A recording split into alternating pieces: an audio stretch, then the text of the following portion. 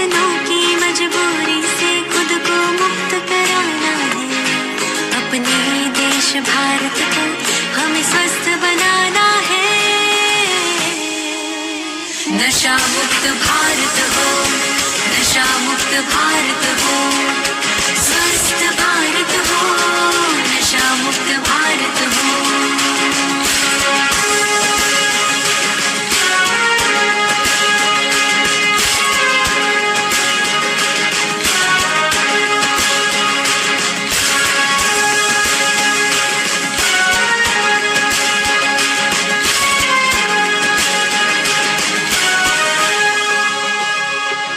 ये ड्रग्स दारू या सिगरेट जिसके घर जाती है, कैंसर टीबी हार्ट अटैक बीमारी लाती है।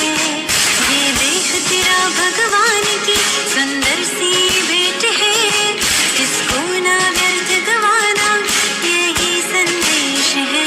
जीवन तेरा अनमोल है, इसको तुम बचाओ। व्यसन तो जैसे विष है, ये सबको बताओ। हिम्मत का बस एक कदम अब तो तुम बढ़ाओ। नशा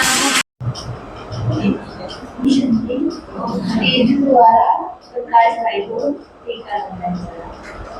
देखो आपके संतोष का नाम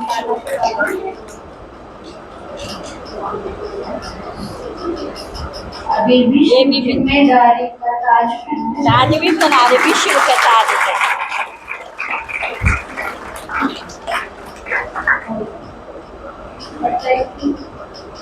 बच्चा भी दिया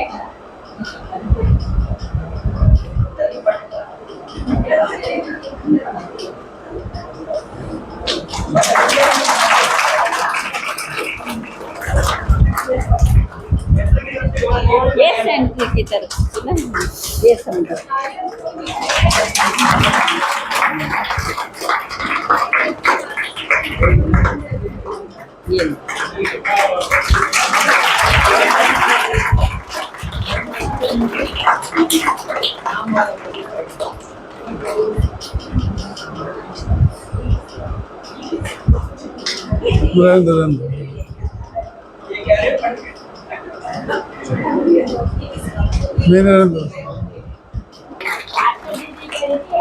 ये गवर्नमेंट भी यहाँ तक पहुँचे कि आपके यूथ जो है ना, हमारे यूथ से भी बढ़ कर सेवा कर रहे हैं।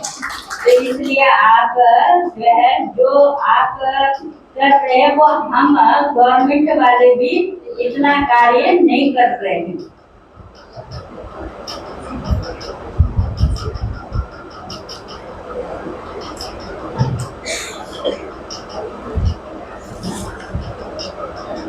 ओम शांति।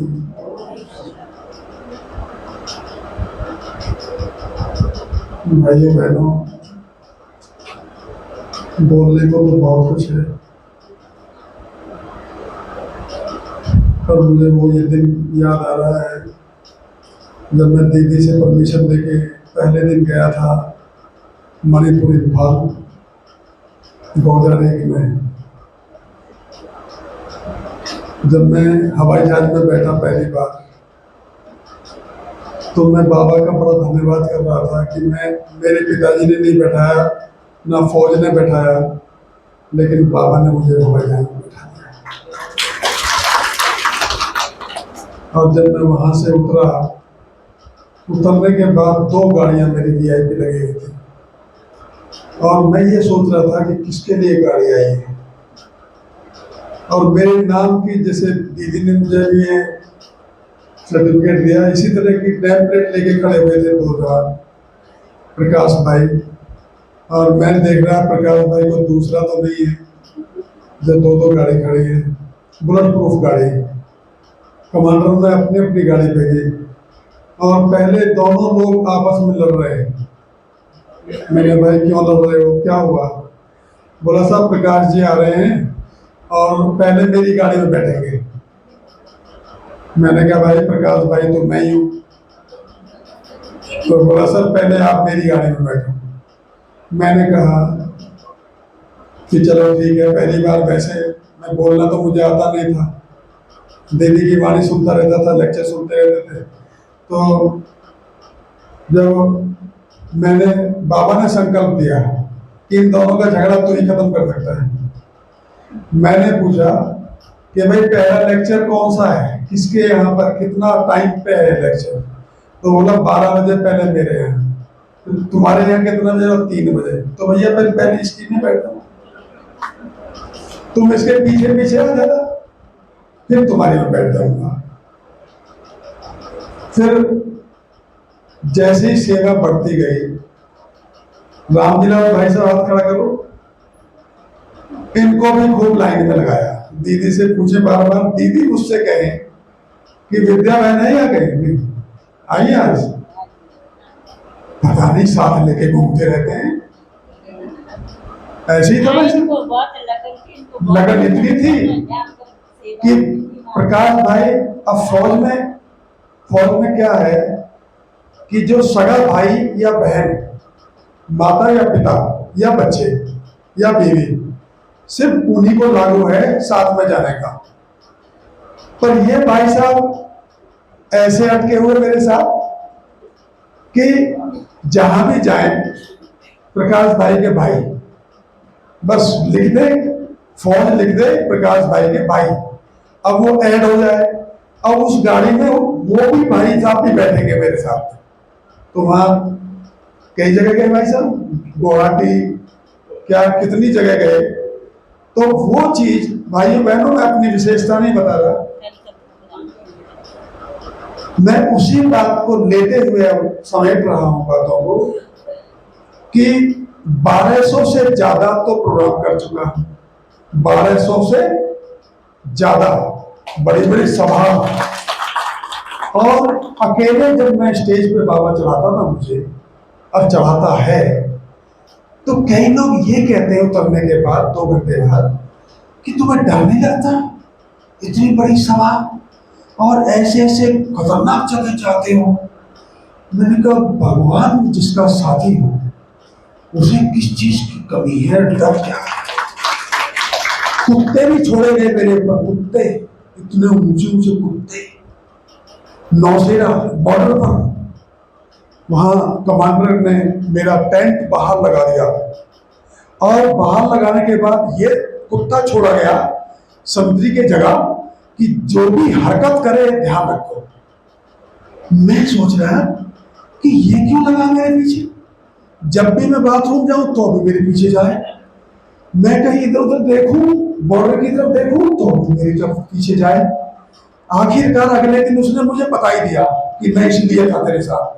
जब पार्टी हो रही थी लेक्चर के बाद, तो कमांडर ने 2 चुटकी मारी ऐसे ऐसे, और चुटकी मारते जंप मारा, और जंप मार के मेरे दोनों छाती पे ऐसे पैन पंजे रख दिए, मेरे को मुंह पे ऐसे देख रहा घूर के। जब वो घूर के देख रहा था, भाइयों बहनों ये दिल की बात बता रहा हूं, और जब देख रहा था तो अगर आप सोचो भगवान मेरे साथ ना होता तो मैं तो उसी टाइम पानी हो जाता, क्योंकि वो तो शेर का बच्चा था, इतना तगड़ा तो फाड़ के रख देता 1 सेकंड में। और उसने फिर उतरने के बाद मेरी टूटी पे मुंह लगाया, यहां सूंघा उसने, ये मेरी उतरता तो नहीं है दूसरी तरफ का। तब जाके नीचे ले जाके पूंछ हिला के आराम से नीचे बैठ गया। मैंने कहा सर देखा आपने, पूरी बड़ी सभा में, कि सर आपने देखा कि ये कुत्ता भी, ये जानवर भी मुझसे कितना प्यार कर रहा है, क्योंकि भगवान बाबा मेरे साथ था। आज मैं बताते हुए मुझे डर लग रहा है, और जब ये काम हो रहा था तब मुझे कुछ डर नहीं था, सच आपको बता रहा हूं। अब रही बात, ये जो नशा मुक्त और तनाव मुक्त के बारे में पूरी भारत के अंदर मुझे बाबा ने मुझे घुमा दिया। सुख शांति भवन का नाम जो आज नरेश भाई के मुंह से निकल रहा है, ये पहले से ही रमा दीदी का नाम चल रहा है। पहले तो बड़ों का नाम था, सतीश दीदी और हमारी राजेश दीदी, उन्होंने मुझे इतना ठोक पीट करके सेट किया, जो कि मैं ऐसी स्टेज पर चढ़ा दिया।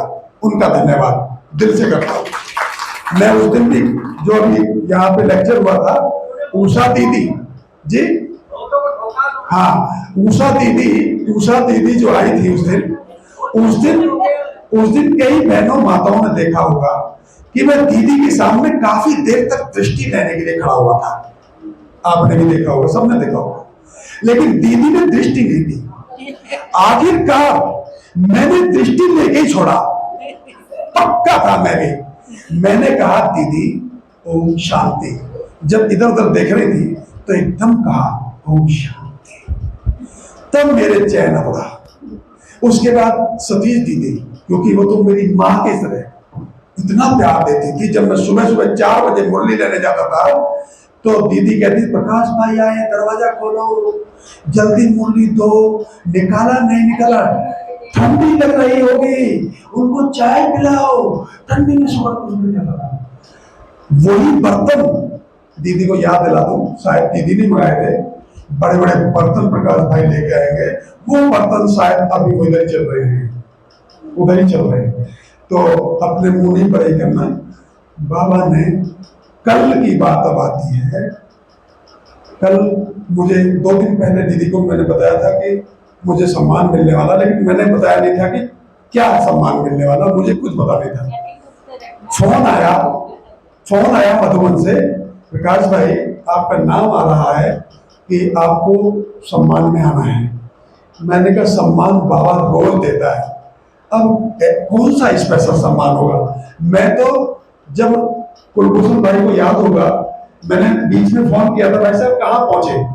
मेरा दिल था कि मैं चुपचाप, अगर वो गाड़ी उधर से जब आ रही है तो अगर दिल्ली कैंट पहुंची हो तो मैं उधर से ही मोड़ दूंगा, और दिल्ली कैंट में दीदी को पकड़ के और पूरे परिवार को पकड़ के अपने उस सम्मान समारोह में बैठा हुआ। लेकिन मेरी किस्मत थोड़ी पीछे हटी, जो कि गाड़ी दिल्ली कैंट से इंडिया गेट पहुंच गई। मैं फिर चुप लगा गया, क्योंकि वापस मोड़ना दिक्कत है, क्योंकि उस टाइम नाश्ते का टाइम होगा, भूख लग रही होगी और फिर थके हुए थे। और सही बताऊं, आज बाबा ने मुरली पूरी मेरे ऊपर चलाई है, त्याग से ही भागे। आया ना, त्याग, तपस्या और सेवा।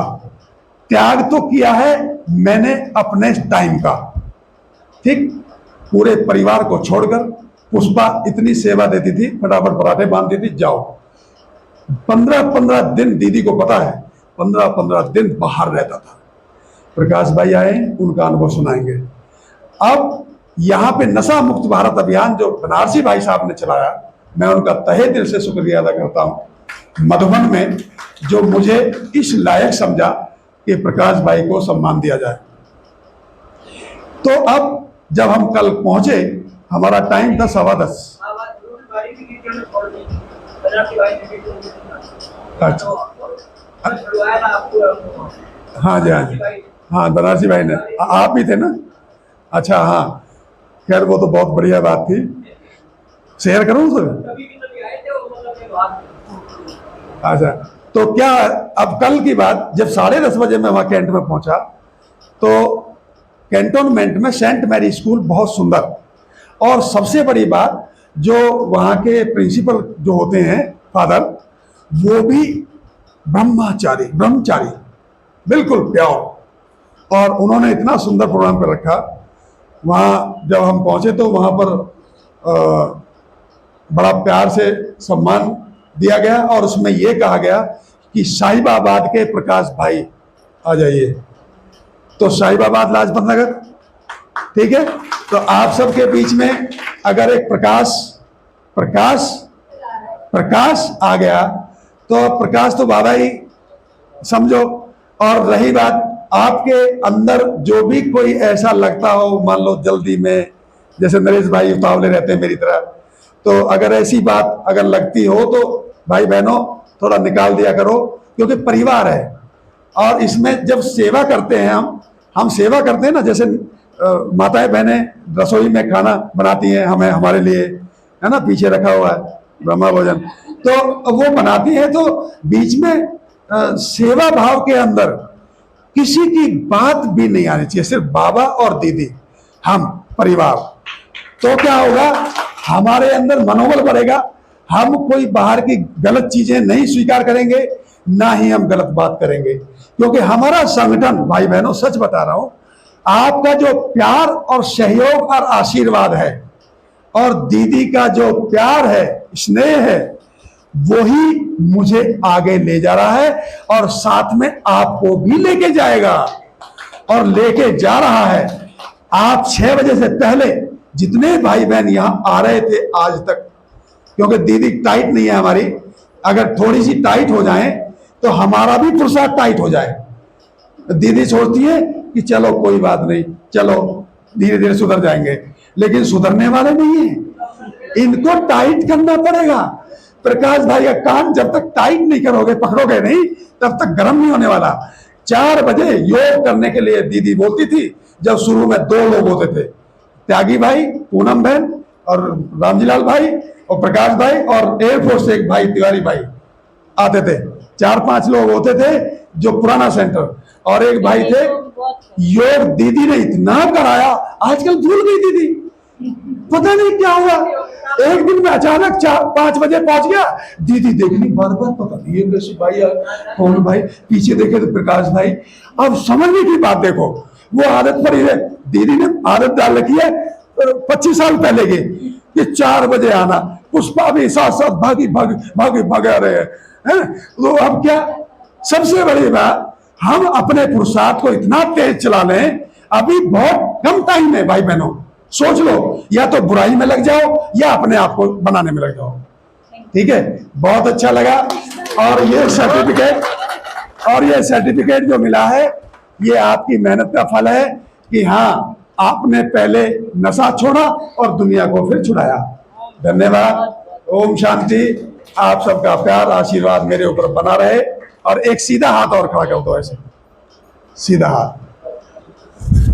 धन्यवाद धन्यवाद धन्यवाद धन्यवाद। आप सब ब्राह्मण आत्माओं का आशीर्वाद फिर मिल गया। धन्यवाद। ओम शांति।